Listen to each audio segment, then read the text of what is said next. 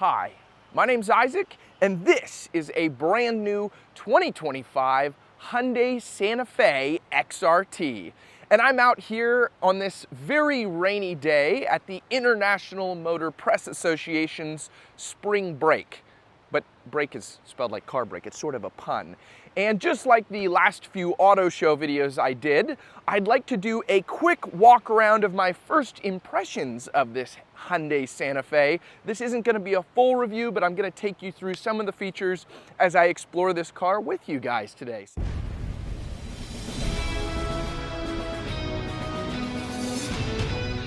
Starting out up front, you have a very bold design here. This was very shocking when it was first revealed a couple of years ago, but now that I've seen more of the Santa Fe's out on the road, it's more normalized, and I think a lot of people really like this boxy design. Finally, boxy SUVs are in vogue. The Ford Flex was perhaps just a little too early.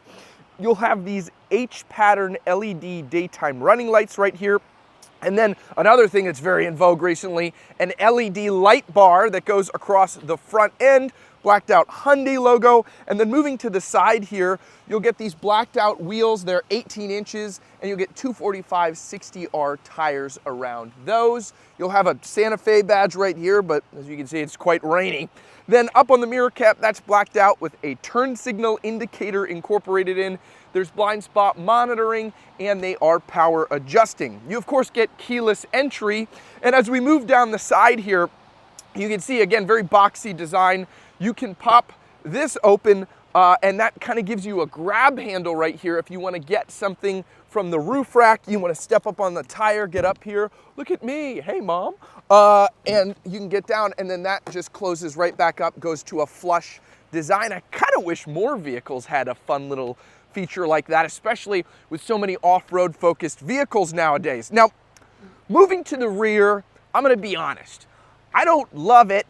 I think the design is a little bit cooler up front. You get these H-pattern LED tail lights that mimics the front, but it's sort of got strange proportions. It sort of looks like a green apple, especially in this green color.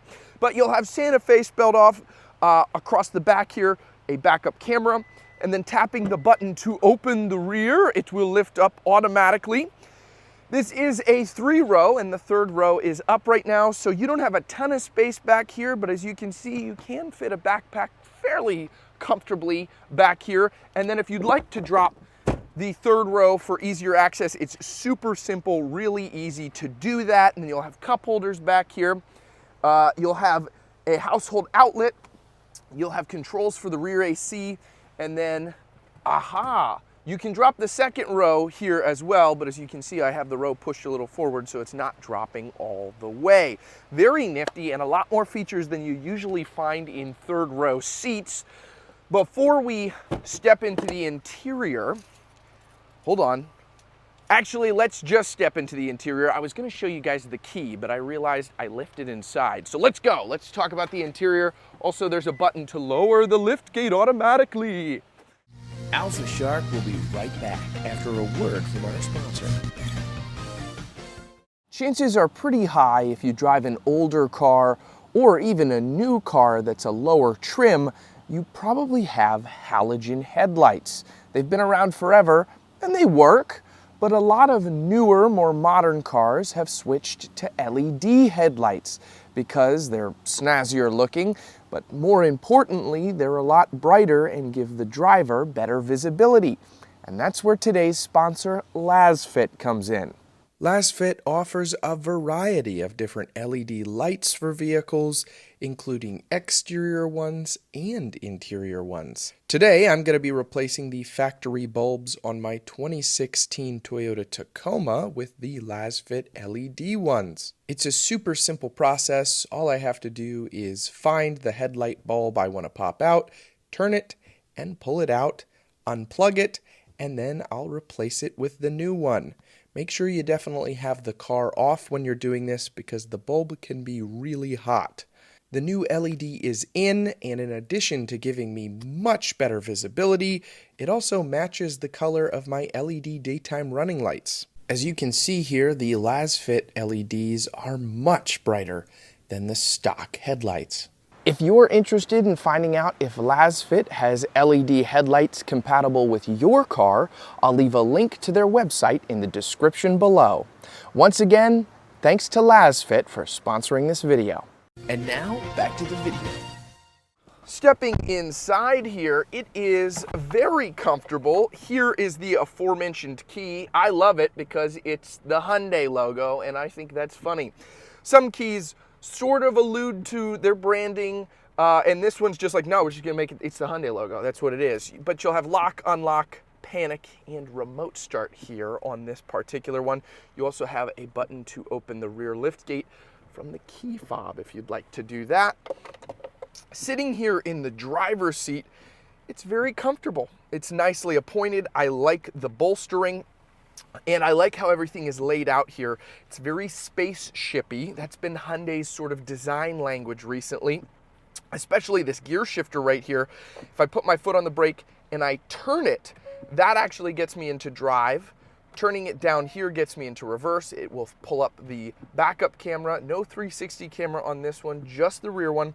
And then tapping that button will put me back into park. And I like that. Hyundai's kind of had that design language for a little while now, and I like how it's laid out. Now, unfortunately, there's no blind spot cameras in this particular one, so when you turn on the turn signal, it doesn't pull up that blind spot camera that you would get on some other models. I believe that's probably an option, but it's not optioned on this particular one. Just checking, this is a regular mirror as well, and then here on the screen, it's a very fast infotainment system. You'll have Apple CarPlay, Android Auto, stuff like that. And then moving down here, you'll have some physical buttons to control. And then you do have a little bit of physical controls down here for the climate, but most of the settings will be on this small screen. It's a little overwhelming. I'm not a fan of screen infotainment. I would have preferred buttons, but that's the way it seems to be going industry-wide. Below that, you'll have your drive mode selector. That will pop up here in the gauge cluster. It says normal, sport, my drive, and snow. And that also comes up here on the screen as well. Moving further down, you'll have two USB-Cs and then wireless charging as well. That's always nice to see. Cup holders, you can see my coffee in here. And then opening this up, you have some storage. And there's also going to be some storage here and storage here. I'm bumping my cameraman John's legs. I will leave a link to John's channel. He also does car reviews, and so we're tag team in this particular one. You will have a standard sunroof, which is always nice to see. And then here on the rear seats, you don't have to come with me. I'm doing this, I'm braving it. You'll have some storage, but there's no like second row heated seats. As far as I can see, you only get heated seats up here on the first row. Let's take this thing for a quick drive because unlike some of the auto shows, I can actually drive this car at the IMPA spring brake, and so I can give you guys some driving impressions. I'm gonna hold the camera as my cameraman buckles in because that's important. You need to buckle in when you're driving. So, thank you. John, you can talk. It's all right. You're allowed to talk. So driving this thing, it does, handle quite well. And it's a rainy day, so I'm not going to gun it. I'm not going to be, excessive in how I drive this thing. I'm just going to be very laid back. As you can see, the rain's really picking up. I think I might just call this series this month Isaac Reviews Cars in the Rain because there's not really gonna be like a full day here without rain. It seems like it's forecasted to be pretty cruddy out today. But getting it up the hill here, it does have decent power. The acceleration's nice. And I was driving it a little bit before it started to rain like crazy. And it does actually handle quite well. John, if you wanna pan the camera more towards the road, I know it's hard because we're raining here, but it does handle quite well, and it corners very nicely. It doesn't have as much body roll as you would potentially think an SUV this large would. The suspension is very nice, and I've enjoyed the brief time that I've gotten with it here at this show, but I think it handles well. And so I would definitely say this is something you could look into if you are considering a three-row SUV. I really like a lot of what Hyundai has in their lineup. And this is a pretty solid SUV with some very distinct looks. And so that's going to wrap up this little summary video.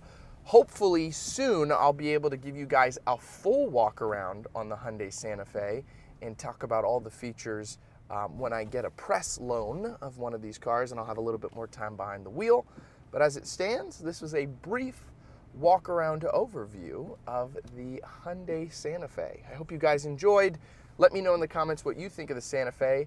I'll see you guys next time. And remember, no matter what vehicle you drive, I hope it lasts you a long time and it serves you well.